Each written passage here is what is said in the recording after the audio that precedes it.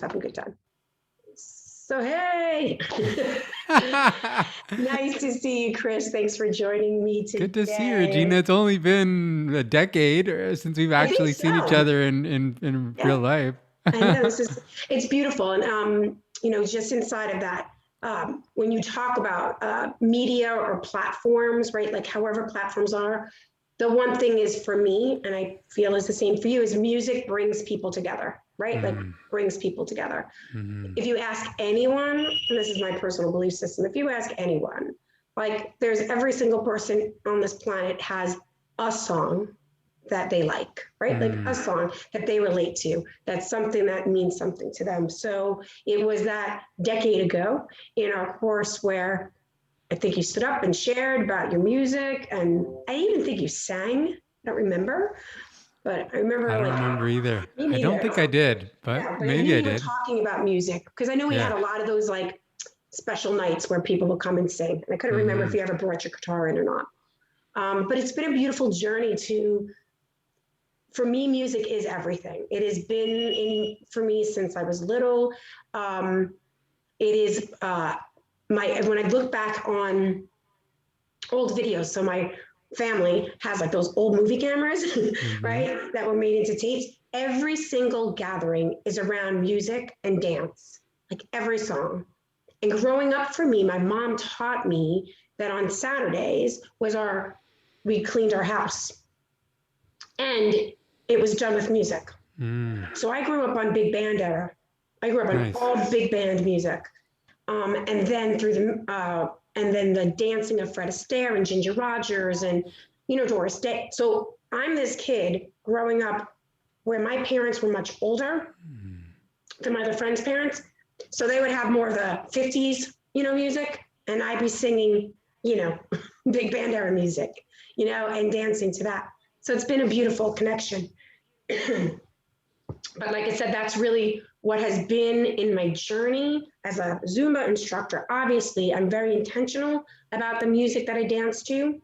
And what I've really done for the past, I'd say 2 years now, prior to 2020, it was 2019 that something downloaded for me. And so I started to just really get connected to, and I had no idea, by the way, that you even like sung with him with Michael Franti. It was just like, I know his popular stuff. And then I was like, let me see. And then like this album came out and I fell in love with it. And so I put in all that music into my Zumba classes, if it's a dance or a cool down or whatever it may be. And people are like, what's that song? What's that song? What's that song? And then my husband's in love with Nako and the Meadowson people. And so that's right in there with me. And then you show up, right? Like you show up on my social media platform and I get to follow you and see, and that album that came out was like the one for me. So that's why I wanted to talk to you and tell you. Amazing. Here we are. And here we are. So that's what I was saying. Like it was first like, oh, check this out. This feels really, it's different. It's different. And it's interesting. I haven't listened to any of your kind of comments with people or like who you've interviewed. I was talking to Josh about this last night, that my personal self-expression of that music, somebody said it perfectly because I didn't know how to write you and say how much it meant. I just kind of like wrote you to say, my daughter really digs it, right? Like there's something about it. But then I read something last night or the other day when somebody said, it's like, or maybe you even said it. It's the first time I've listened to something where I literally feel a part of it, like a part of it. Like usually you hear music and you're like, wow, that's beautiful lyrics. And wow, I can really relate to that, which I can. But like, almost like I was a part of making that song. Wow. Does that make sense? I really love that. Yeah, it makes a lot of sense.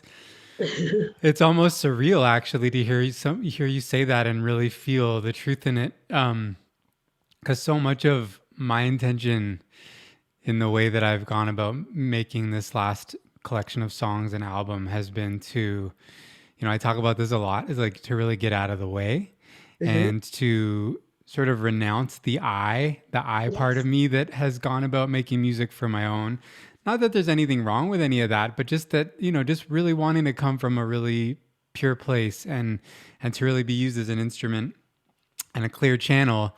And in me really intending that and really aligning to that intention, I really feel like something different happened. Yeah. And this album and these songs, the way they've been received and the way that people have really embraced them and really let them in and journeyed with them, it really has felt like this isn't my music, and I have another friend I was just talking to actually, and I ran this program called Follow Your Art last year, and I was asking all the participants, like, what's your two like word description of your artistry, like writer, photographer? And she said, well, I'm having a hard time naming myself as the writer right now because I don't even feel like it's mine. And I said, well, I can totally understand. And you also get to like own that's the way your channel is being used, right? So it's not about saying like I had nothing to do with this. It's about saying like, yeah, this feels like it's so much bigger than me, and to really acknowledge that it does come from somewhere else, somewhere deeper, and that place is a place where we are all connected. And I think in a lot of ways, art and music that speak to people, that have always had some element of that the artist was channeling something, was tapping into some sort of inspiration that is universal. And I think that's the thing that we aspire to, as artists. And sometimes we hit that mark, and I think it's a progression. It's an ongoing process of letting go and shedding layers of whatever in us is going to get in the way of that. And then keep coming back to that place of, why am I doing this? Who is this for? What is this for? And that can change from moment to moment and during different seasons of our life. But yeah, this one, and the irony again is that in a lot of ways, when I did start receiving these songs, it was for me, but it was for me like in a way like I needed it, like not like I want to create this because I think it's going to do this, that, or the other for them. It's like, no, I really need this healing. I really need this experience of what happens for me when music comes through me. And so in a way, you go from being subject to being object in that moment, because you're like, I'm the object. I'm the one that needs to receive this music. And so I'm not the one creating it for them. I'm the one receiving it for that part of me that needs it. And I think that allows space for something to come through and some magic to come through. So I love hearing you say that. I really do. It means a lot to me. Yeah, it's definitely, like I said, the reason to connect. We tend to like, say that person's too busy or this is too busy, or at least in that fleeting moment, like I told you, in that fleeting moment of getting that news about my girlfriend, who is an incredible singer, an incredible artist. I met her through the music industry of, cover music, right? Her and her partner did lots of covers, and I'm so grateful for that. And the piece that she, it didn't get to be shared the way we wanted it to be shared, but now it's being shared, is all of this, like what was in her. So all of these songs that I personally have never heard that she's recorded and are now going out there was, like that experience where I was like, I could feel whatever, like you were saying, you needed it for you, like to receive and heal you. I'm like, going back to the time where I just met her, so I didn't know her well. And that's the song when it was recorded. And I was like, wow, I can like literally envision whatever she's dealing with, whatever it was. And it's so perfect for now, right? Like, so it's like a song is called Celebrate Me Home, and her funeral is Monday. And it's like so perfect, right? Like to celebrate her home, And then there's another song called On Earth, which was written in 2000. And it's so perfect because it was like listening to those lyrics was like I said, bigger than her. Like I got connected to her and her experience about what Earth is for her, and but it was so perfect for me. Like it was just so perfect for me. So, what I thought I wanted to speak to you about, just turned into just like this conversation to really let you know what music has for me and let you know if it's done, and to ask a 4-year-old. Right now, the fun part is to ask a 4-year-old which is always the most beautiful because we know they're the most connected, Right. connected, Yes. period. And, I've got a lot of friends in that conversation and other people that are just like, they think I'm funny, but I'm clear. I've got like lots of evidence. I'm clear. So to watch her go in and out of those spaces, right? Like when a song, goes and she'll say that, she's like Lion, that one, like was it, that whole courage. She's like, Mommy, they're telling me this is for you. Wow. Then I'm driving like, and she's like, you need that. But like in a 4-year-old, like, you need that. Just like, wow. And then she'll hear the next one and something else, and she'll just be like, and then she adds her own things to it. And lately it's been the same couple of words, and then like literally another language. And I get that it's a 4-year-old language, but for me, because 4-year-olds do what 4-year-olds and 3-year-olds and 2-year-olds do. But I'm telling you, we've had evidence of like, so you've like, I know, like they were saying, and a lot of your stuff reminds me of that sort of Bob Marley-ish kind of like, feel. There's that feel, and then more to that. But like, it's like truth, like Mother Earth, Africa, right? Like bringing in that in. And so she'll, over your stuff, be like, and con más la canta,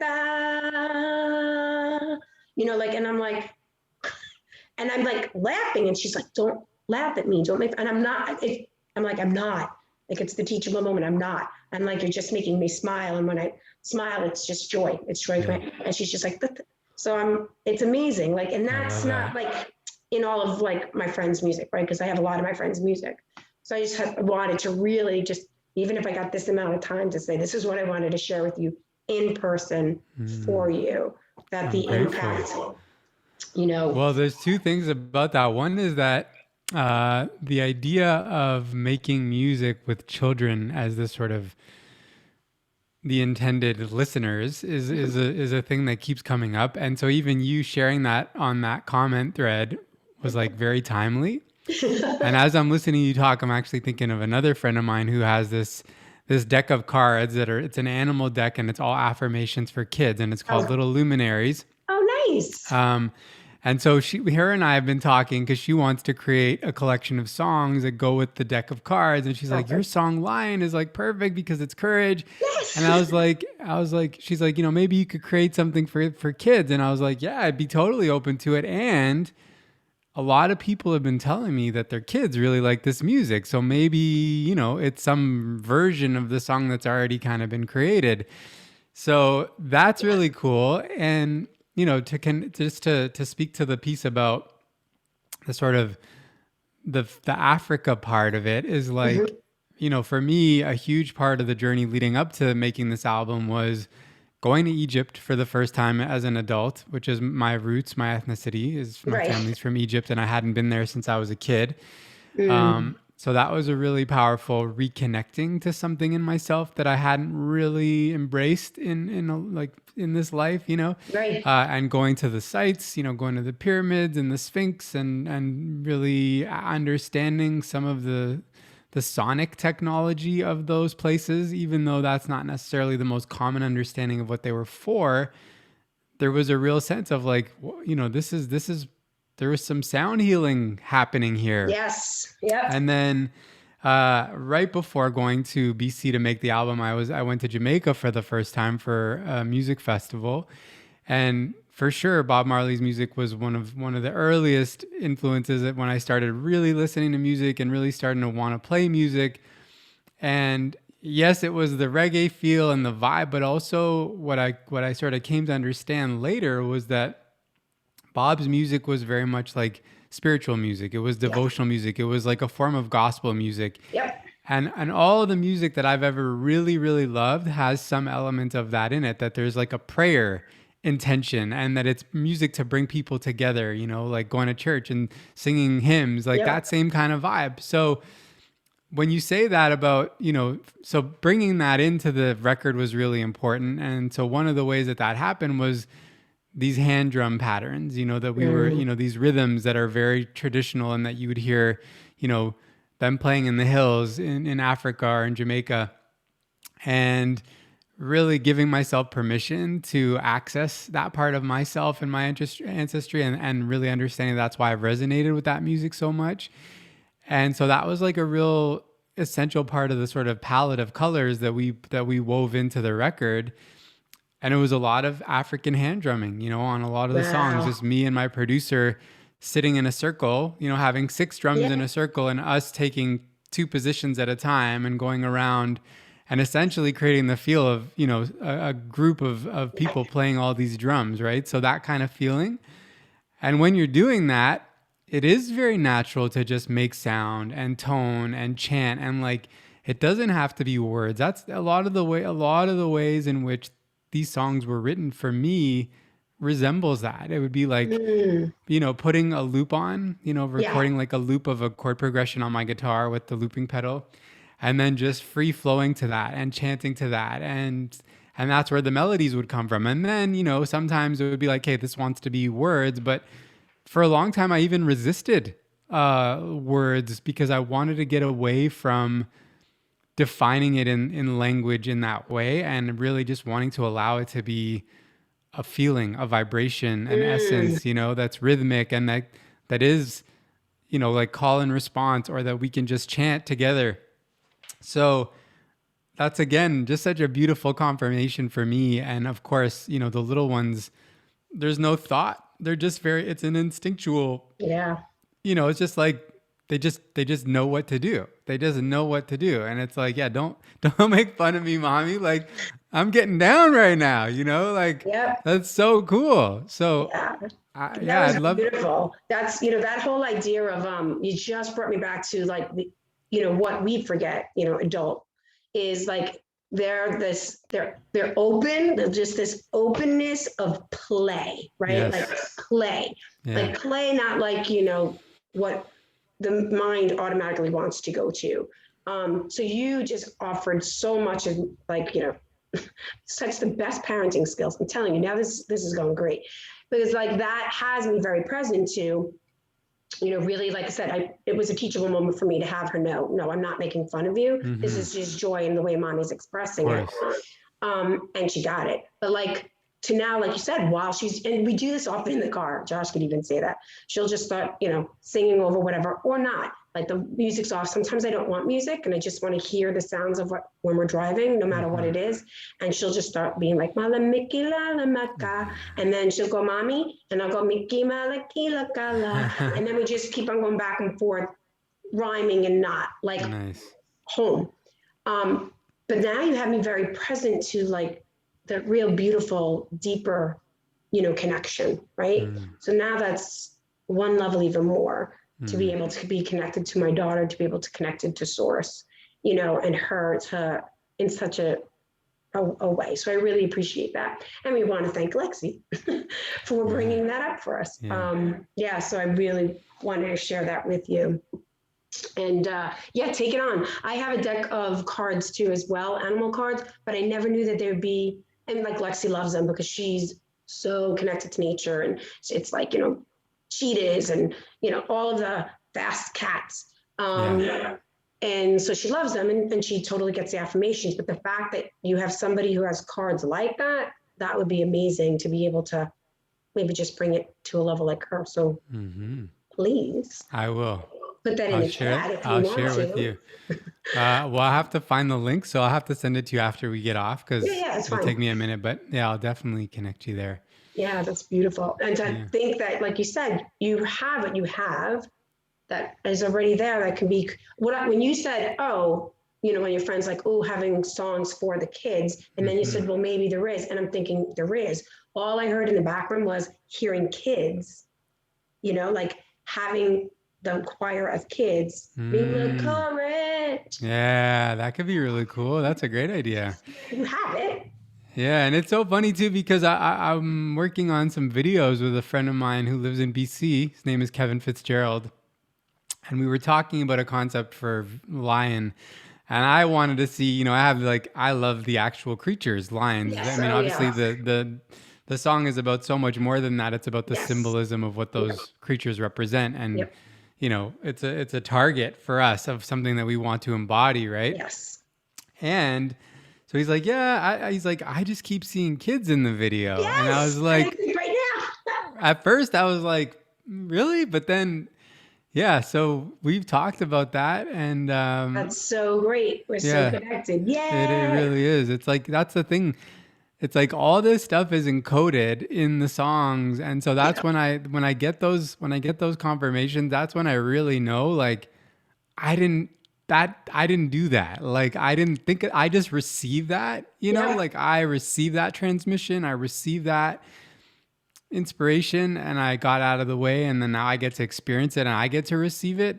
But I wasn't like, okay, I'm going to put that in there. I'm going to put Right. that in there. Like, and so when I get those reflections, it's just more confirmation that, yeah, that something magical happened, and what a Yep. gift that is, what a blessing that is. And I just get overwhelmed with gratitude because, that's like my greatest joy is to just receive music, words, inspiration, melodies, and then to be able to capture them in some way and then share them with other people and then be connected through that.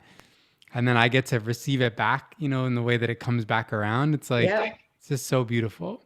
Yeah, it's bigger than it's funny because like I said, I didn't know you did this pre-Grammy interview like thing. Mm. So I was like, check him out, and it just you said something like it said like, having like most people, right? Most musician people that I've spoken to, like that's what they aspire for. I'm writing my music, I want to be known as a Grammy person. And it's interesting because I've shifted my conversation. I'm forever. I love music. I've been a lead singer in a cover band for 20 years. And I shifted my conversation from when we last met and to working with Tony Woodruff, who is part of the Landmark community, who recently passed away, who helped me be able to find my voice. And so I have these songs I've written, and he did all the kind of music to it that have now, it's just kind of sitting there. So I changed it. I'm just a cover singer, So I'm a singer-songwriter, but it's been dormant. It's been dormant for a long time.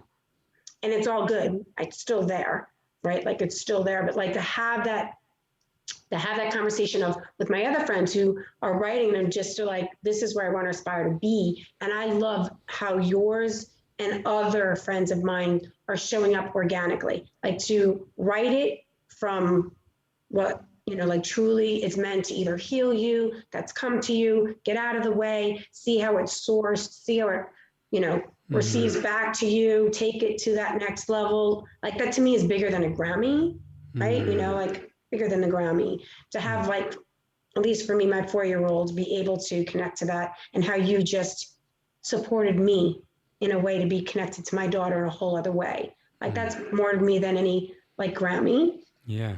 But I don't know for you. I'm just like wondering for you, like, because you're in that step of around those people. But truth be told, like I think so much of why I really got to that place of total surrender and wanting to just be used as an instrument is because that pursuit of like the shiny object at the end, literally, like when I started playing music, it was such a pure thing. There was no goal. There was no like, I want this, I want that. It was like, this is just allowing me to access a place in myself that I didn't even know existed.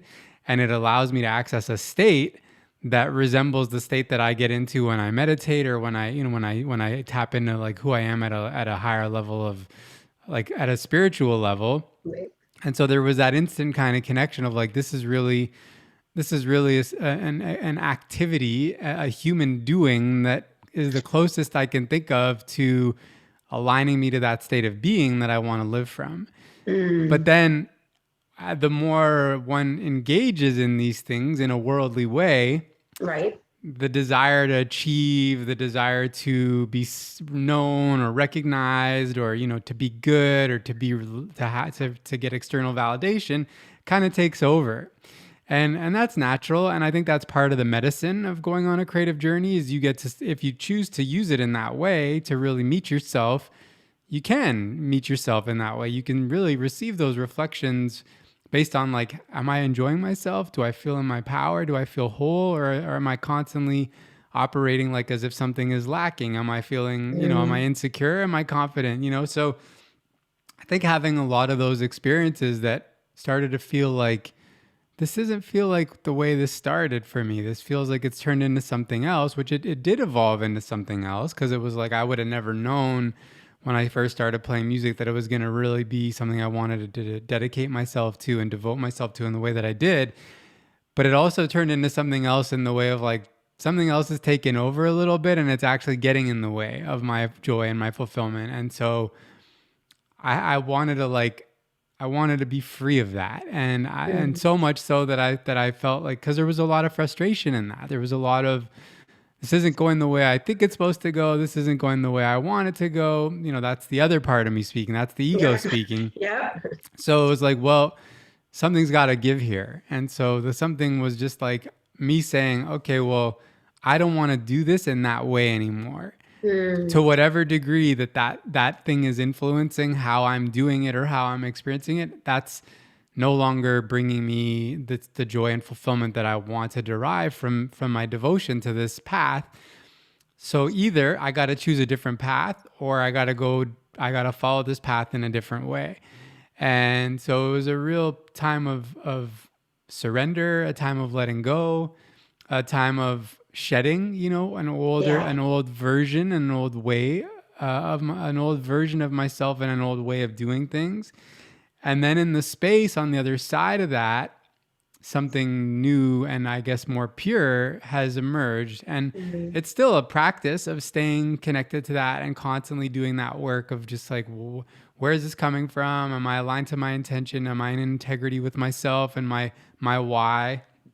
But yeah, I think a big part of that was really letting go of any sense of like, that's what I want. That's the goal. I don't want the trophy or the prize and I write about this a lot. It's in my music because I think that struggle is really, it's inherent.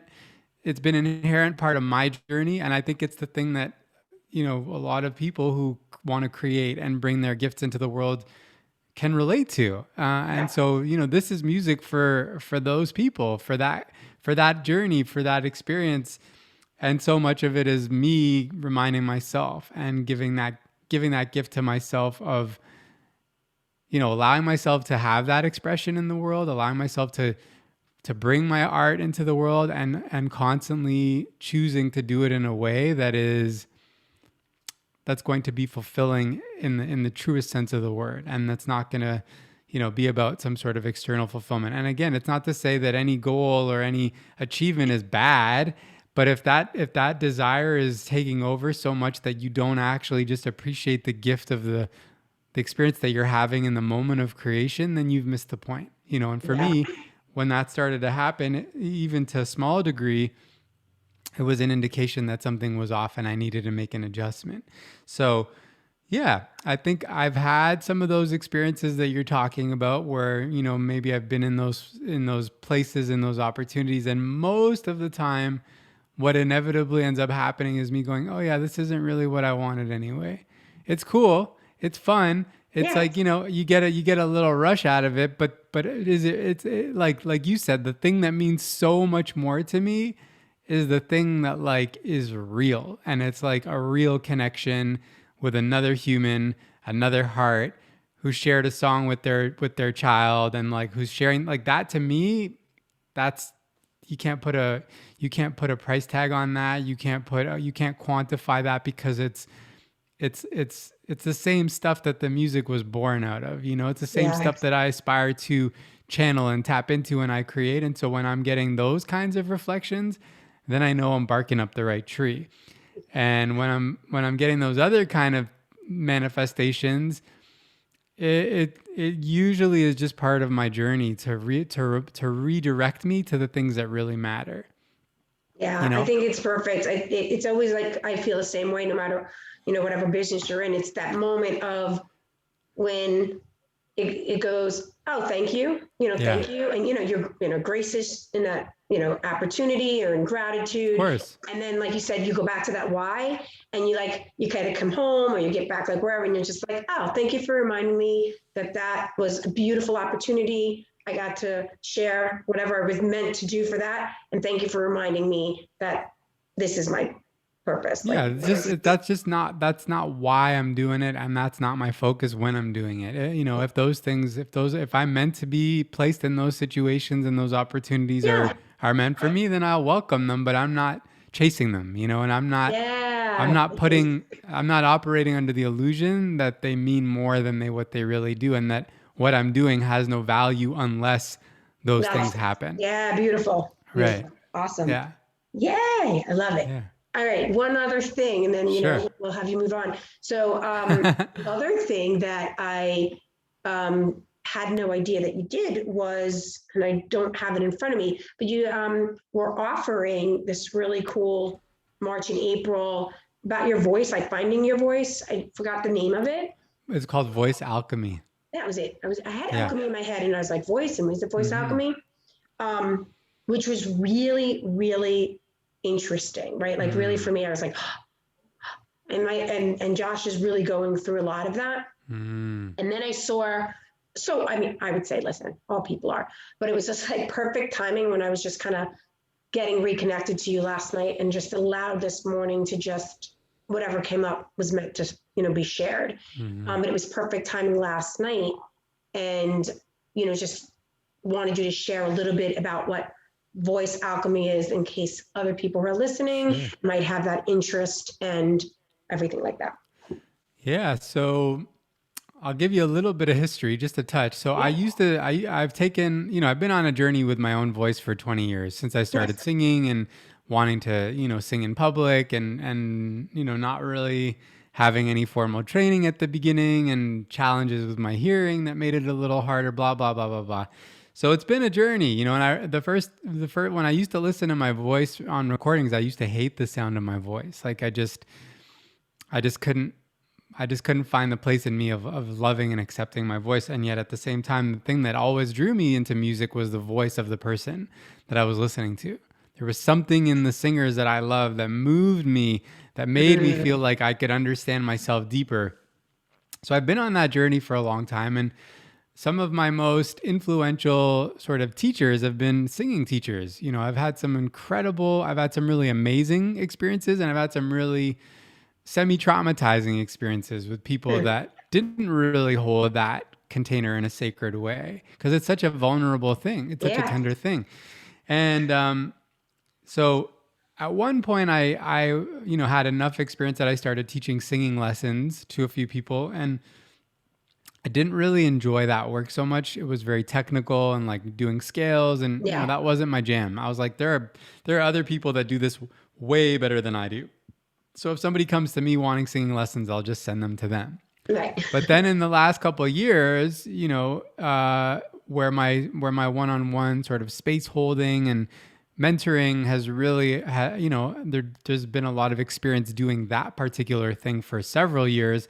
Some of my close friends and clients started to ask me, I feel like I could really use some help with my voice, and I wondered if like you might be able to help. So it's kind of like just paying attention to the clues. When 3, 4, 5 people start asking you for the same thing, you're like, oh, okay. So I started just exploring this with them very intuitively without really a particular methodology in mind. Just holding space, engaging them in a conversation, like what's going on with your voice, maybe, following the same sort of model of like, can you think of a time in your life where maybe you had a not so positive experience expressing yourself, and maybe that's kind of in there, and then creating a space where they could actually use their voice and make sound, but not like trying to sing something or trying to sound good or trying to match a note. Just like, let's use the voice to like move some of that energy, So that's kind of how it started. And over the last couple of years, I've just continued to make this available mostly by word of mouth.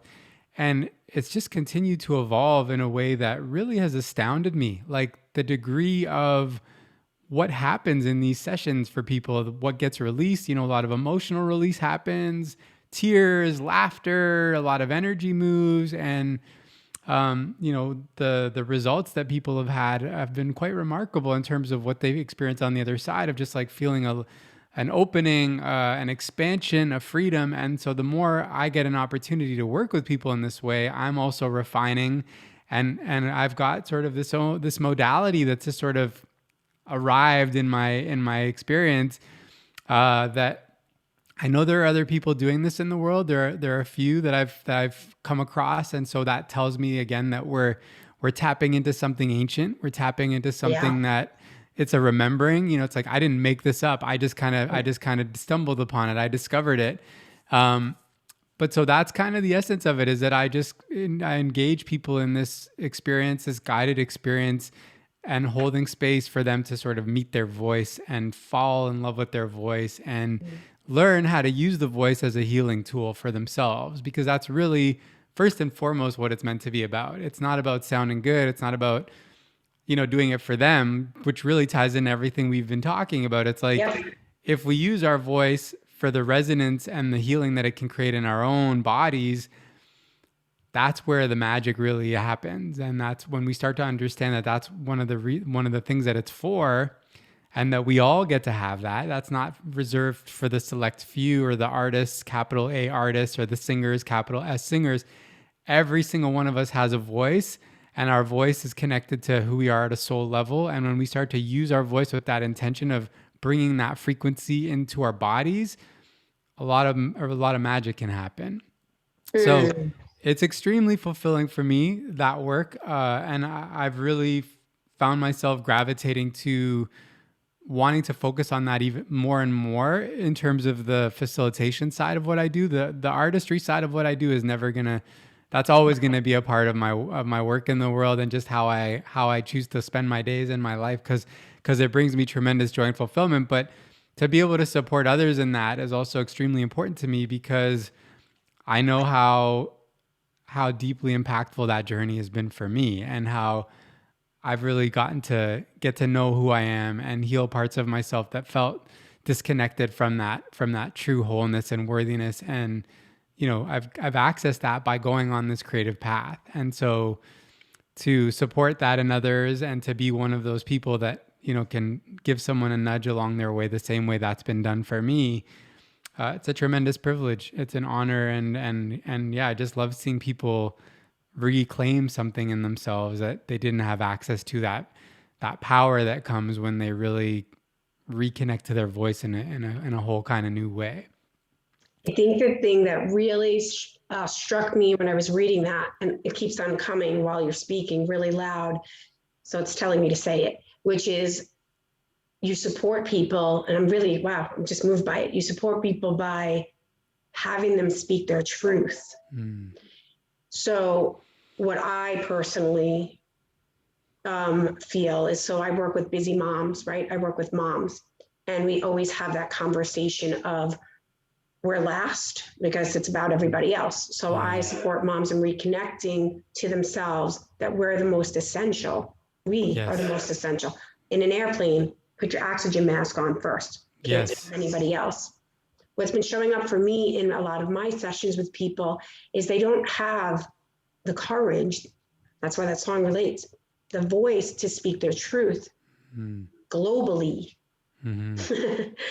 And what has been really showing up, it's been there forever, but we'll just use in the past year, Yeah. year and a half, 2 years, is speaking the truth. And Yes. it goes back to, for me, when people, because we can share this, like, I believe in past life regression, I believe in past lives, I believe we've been here.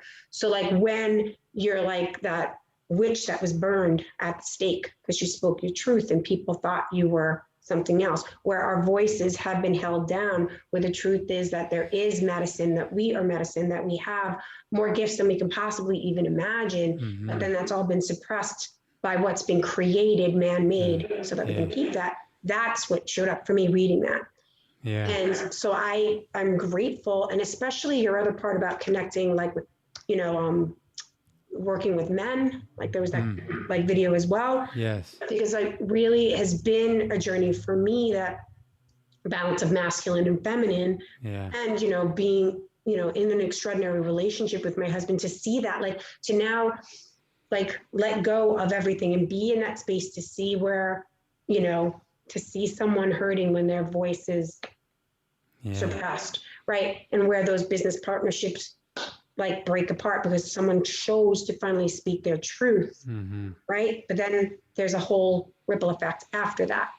So then you kind of shrink. So it was a big thing that happened like yesterday. Yeah. And then all of a sudden, like connecting to, and I was like, wow, like that's what came up for me. Yeah. I'm like, it just connected me with my mom's, it connected me with my daughter, me suppressing her voice by her making that meaning making machine that she doesn't know yet is mommy's Mm-hmm. laughing at me. Right. So I had Mm-hmm. to be very clear. No, I'm not laughing at you. Yeah. Like, we're not going to let that ego have that. Yeah. Like mommy loves you. And like, you just bring me joy, and joy, the expression of that is laughing. And Yeah. like, just to start shifting that. So that's what the program showed up for me. I wanted you to just share that. And Yeah. I didn't even like really, to me, it's like when you heal yourself, when you truly get your own truth. And it's scary. Like, it's scary because we're so wired to follow, like it's in all your songs, right? To follow. We're the sheep, you know? And then all of a sudden you find it, and it's quote unquote scary because you're like, Yeah. where am I? Like how beautiful it's to me, the gift of being in that uncertainty, in that like whole space. Yeah. As long as you have like for me, like I have these connections. So I'm really grateful you're doing it. I'm really, I created a Facebook group that's well known. It's called Here For You, Connections and Resources. So why I chose in the first place to, touch base with you is because for me, I just wanted you to know the impact you've made. And even though we haven't talked in a decade, and probably a little bit longer, but I think it's definitely a Yeah. You might decade. be right. It's 10 years I've been married to Josh, and we were in our course before then. So 12 maybe. 12, maybe, yeah. That in itself, like, I want people to know how profound people make a difference. And as a social worker, I always told my students when they were graduating, listen, you may never see that client again, but I promise you that if you stay true to who you are and the work, like the way you choose to do the work, really stay true, you're going to make a profound impact. I've made my choice of if I have the opportunity to do that, I'm no longer going to keep my voice down. I'm no longer going to keep that. I'm going to just reach out, and you can say yes or no, right? And you got to say yes. So You're doing great. This was my opportunity to let you know that. And I then want to give it away. Like, I want to give it away. So I get to say yes and upload it and share it with my community and say, hey, this is just someone who in my life made a profound impact. And to all my musician friends, to anybody, moms and everything, like, here's an opportunity. Just listen, take a listen. If there's something that resonates, feel free to reach out to me, reach out to Chris. And that's just all I want to do, is provide that opportunity for people to hear something newly, or, maybe connect to something. And that's really the reason why I wanted to connect with you. Yeah, I love it. I love it. I'm so grateful, and I'm glad we get to reconnect in this way. And I resonate wholeheartedly with so much of what you're sharing. I feel like we're tapping into the same airwaves, we're getting the same radio stations being received by our antennas, and that's always really cool.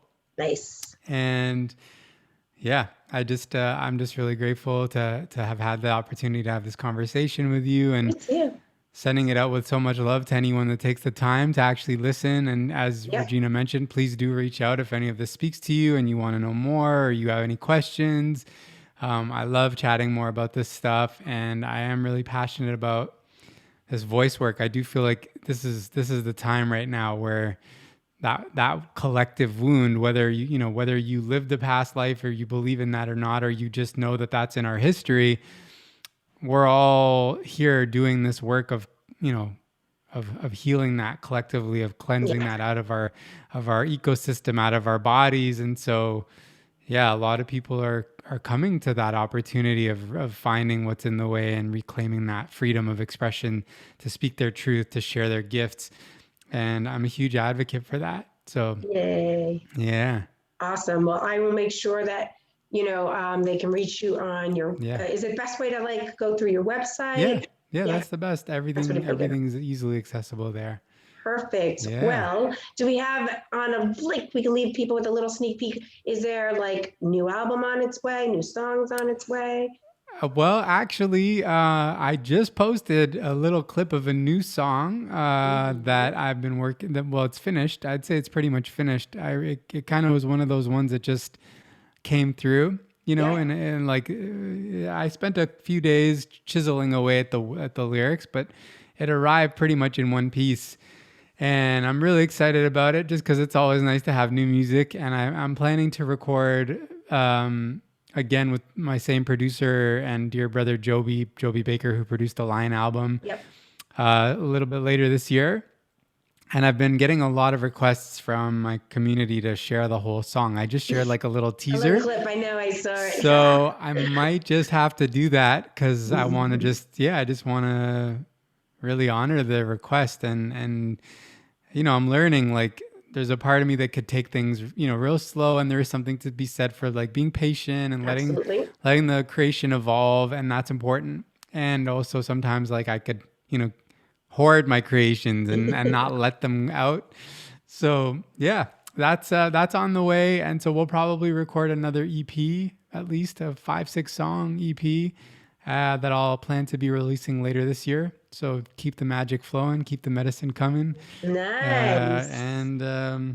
Yeah, and I also plan to share some opportunities to create some opportunities for this voice work to happen Great. in groups. In groups. Oh, fun. Yeah, Great. which is Get a us cool on thing. that list. Yeah.